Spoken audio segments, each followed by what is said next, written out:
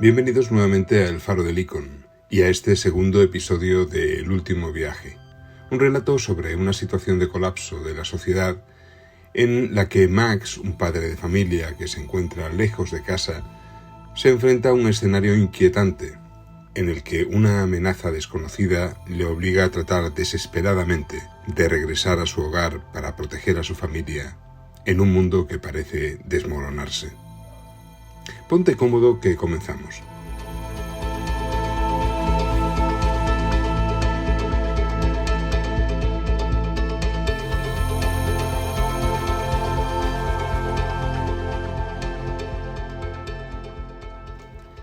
El paisaje se volvía cada vez más desolador a medida que el coche de Max avanzaba por la carretera.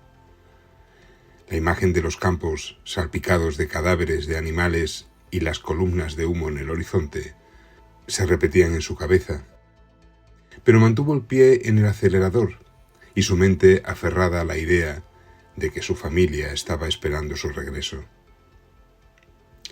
De repente, un destello de luz le llamó la atención.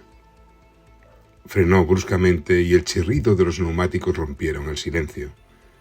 Al lado de la carretera vio una furgoneta de reparto abandonada. Las puertas estaban abiertas de par en par y había signos de haber salido bruscamente de la carretera. Dos cuerpos yacían entre los matorrales a unos metros. Max se acercó con cautela. Su corazón latía con fuerza. Eran dos hombres jóvenes que no aparentaban tener más de 30 años. Presentaban diversas heridas de bala.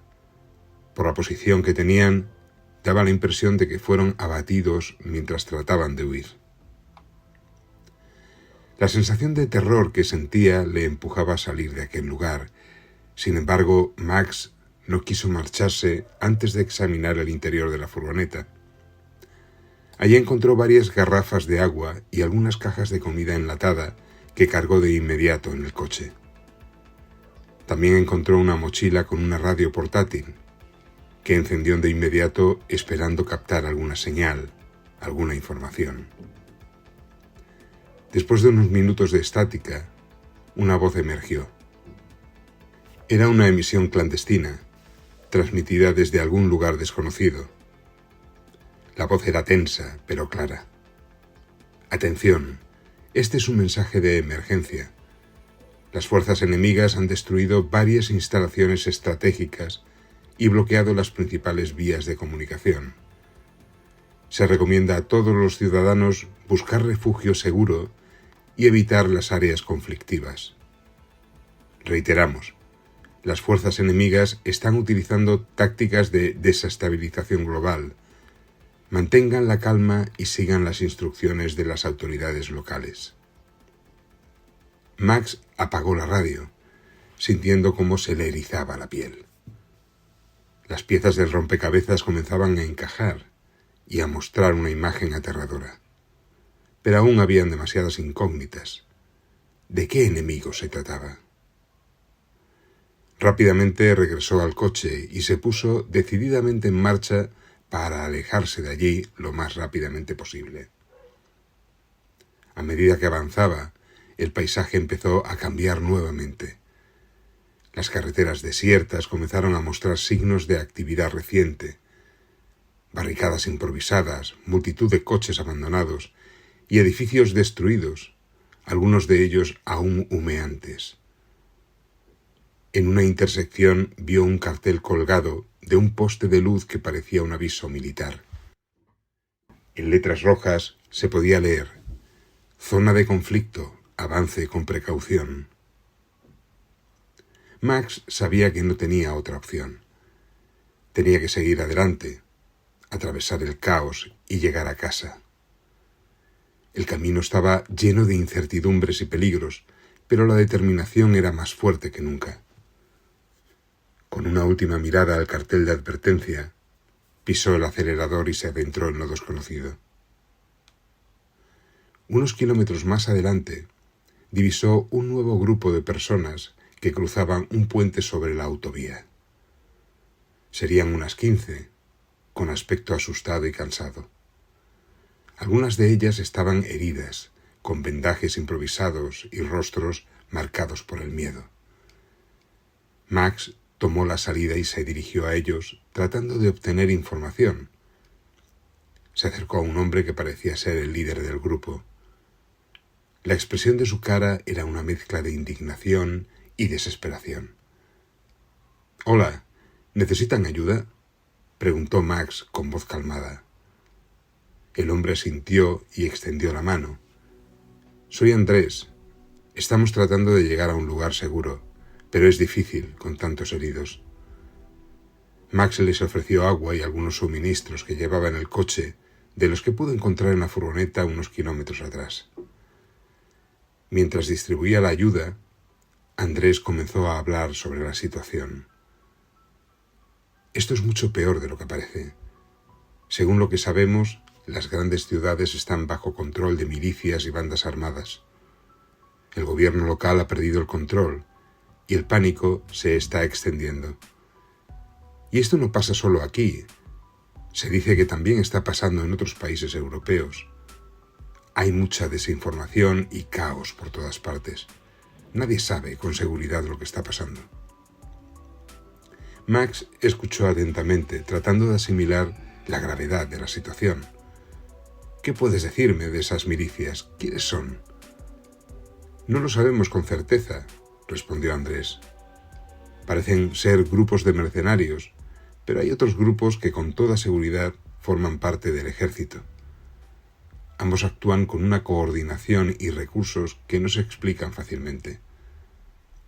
Podría tratarse de un golpe de Estado, pero hay rumores de que esto va más allá y de que hay poderes internacionales que están detrás de todo esto, intentando desestabilizar a los gobiernos para imponer un nuevo régimen. ¿De dónde venís vosotros? ¿Qué le ha pasado a estos heridos?», preguntó Max con voz calmada. «Venimos caminando desde Guadalajara, tratando de alejarnos en lo posible de aquella zona, ya que ha sido atacada con drones. Han destruido media ciudad, sobre todo instalaciones de suministro eléctrico y repetidores de telefonía. Poco después llegaron fuerzas motorizadas y bloquearon todos los principales accesos. Todo fue muy rápido, pudimos escapar de allí en el último momento y de milagro. Han habido muchos muertos.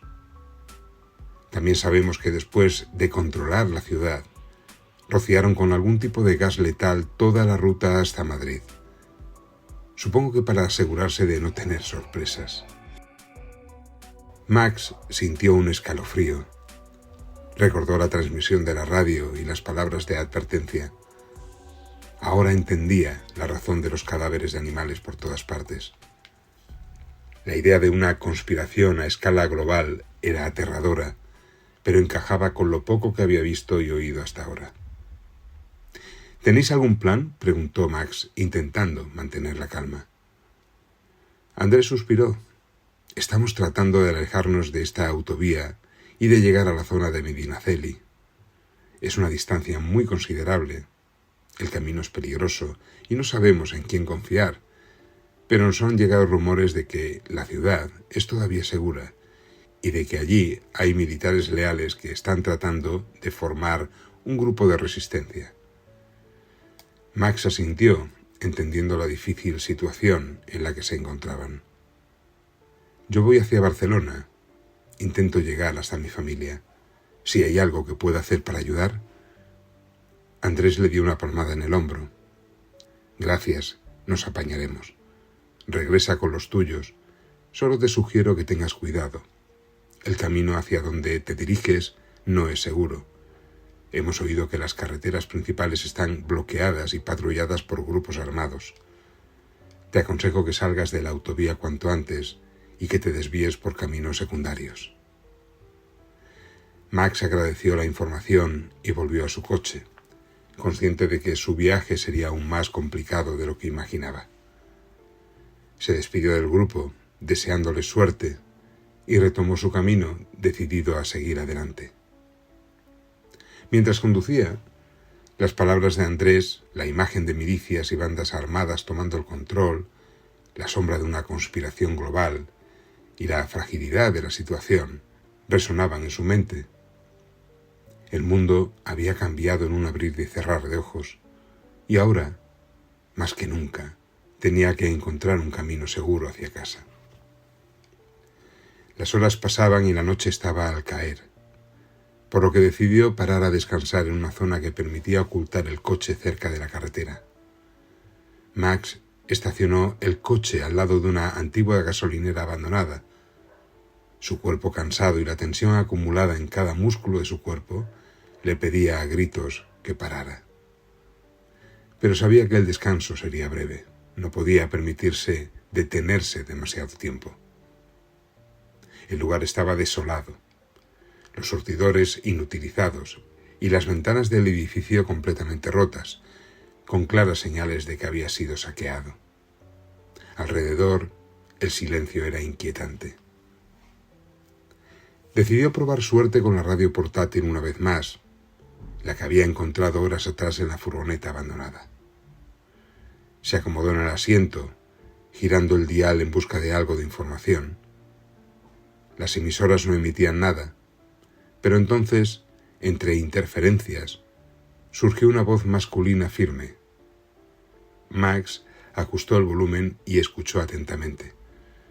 La voz era pausada pero contundente. Esto es una transmisión urgente desde el Centro de Mando Nacional. Debemos informar a la ciudadanía de que durante años una organización internacional ha operado desde las sombras, manipulando gobiernos y sistemas económicos a nivel global. No se tienen todos los detalles, pero hay información contrastada que confirma la existencia de esta organización, compuesta por líderes económicos, militares y políticos, quienes han colocado a sus propios agentes en posiciones clave de poder dentro de los gobiernos de las principales potencias. Su objetivo es desestabilizar naciones, apoderarse de los recursos naturales y establecer un régimen totalitario global. Max se inclinó hacia la radio. Sus dedos apretaban con fuerza el aparato, mientras la voz continuaba diciendo: «El caos que presenciamos hoy no es accidental. Este es el resultado de un plan meticulosamente elaborado. Las instalaciones militares y energéticas no controladas por ellos han sido atacadas y destruidas. Grandes ciudades están siendo bloqueadas para consolidar su control. Las fuerzas militares de los gobiernos libres están tratando de resistir, pero esta poderosa organización criminal ha fragmentado la estructura política y social de muchas naciones, dificultando cualquier contraataque coordinado». El corazón de Max latía con fuerza mientras escuchaba.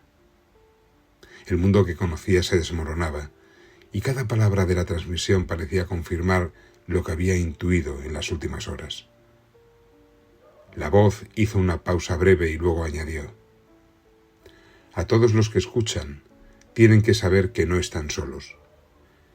Existen grupos de resistencia organizándose, tanto dentro como fuera de las grandes ciudades.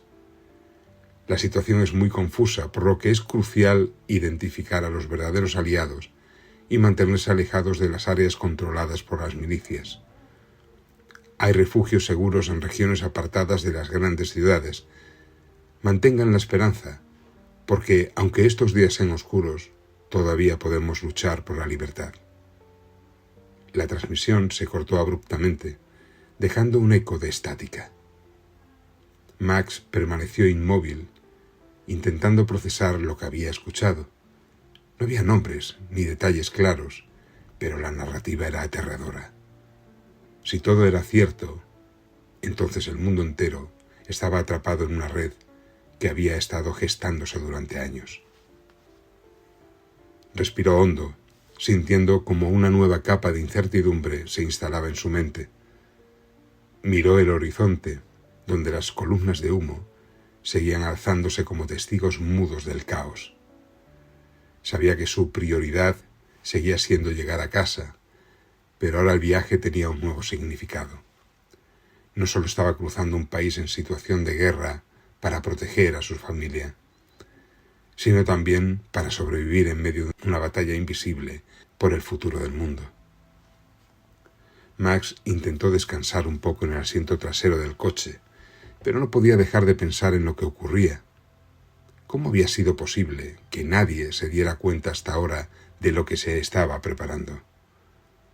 Se trataba del control global del mundo, algo que le hizo recordar un viejo libro de tácticas militares que leyó hace unos años.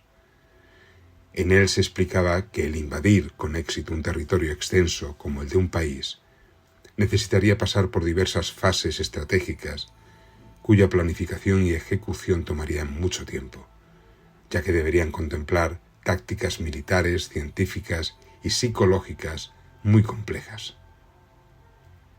Era evidente que una primera fase ya se había completado, la del reconocimiento y control de la información, para lo que han debido disponer de datos estratégicos detallados sobre la infraestructura militar, energética y tecnológica, de los recursos naturales o del sistema de comunicaciones. Y es imposible obtener esta información sin una colaboración absoluta de una parte importante del poder gubernamental y de sus áreas de inteligencia. Max empezó a entender que lo que estaba viendo ahora no era el inicio del plan, sino el comienzo de la segunda fase, la desestabilización de las estructuras clave, como los sistemas de comunicación, satélites e infraestructuras críticas, para así poder extender un contexto de confusión y desinformación antes de pasar a la fase siguiente, la de la ocupación táctica de las grandes ciudades, de los centros energéticos y de suministro de agua para mantener atrapada y bajo control a toda la población. Un escalofrío le recorrió todo el cuerpo, al darse cuenta de que el tiempo corría en su contra mucho más deprisa de lo que imaginaba. La poca libertad de movimiento que tengo ahora se va a acabar. Dentro de poco será imposible avanzar, se decía a sí mismo. Mientras más tiempo tarde en llegar, menores serán las posibilidades de encontrarme con mi familia. El sol estaba a punto de salir por el horizonte y Max volvía a pisar el acelerador. Había conseguido dormir unas horas, pero no lograba acallar el torbellino de pensamientos que se revolvían en su mente. Las palabras que había escuchado en la última transmisión seguían resonando con fuerza, como un eco inquietante que no podía ignorar. Aceleró, casi sintiendo que el vehículo compartía su desesperación. La imagen de su familia se convirtió en su único faro en medio de la oscuridad. No podía dejar que el miedo lo paralizara. Cada segundo era vital. Debo llegar a casa antes de que todo se derrumbe por completo, pensó, aferrándose al volante como si de él dependiera la última esperanza que le quedaba. De repente, el horizonte comenzó a oscurecerse. Un frente de nubes densas y negras avanzaban con rapidez. Era como si el cielo mismo anunciara lo que estaba por venir. Y entonces algo inesperado resonó en el coche. La radio portátil emitió un sonido fuerte que al cabo de unos segundos se transformó nuevamente en una voz. En esta ocasión era la de una mujer. La transmisión, aunque interrumpida y entrecortada, decía: las rutas principales están siendo bloqueadas por las fuerzas de ocupación. Si pueden oír esto, busquen rutas secundarias o caminos rurales. Manténganse fuera de las grandes ciudades. La tercera fase está comenzando. Repito, la tercera fase está comenzando. Max sintió como el peso de esas palabras lo hundía aún más en la incertidumbre. La tercera fase. Sabía lo que significaba. Era la ocupación táctica. Centros energéticos, suministro de agua y probablemente cualquier vía de escape que quedara. Con el corazón latiendo como un tambor en su pecho, Max volvió a acelerar en dirección hacia aquellas nubes negras, en las que le esperaba un destino aún más inquietante y perturbador. Hasta aquí este segundo capítulo de El último viaje.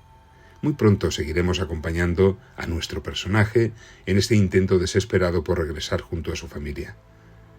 No olvides seguir este relato en el Faro de Licon. Hasta pronto.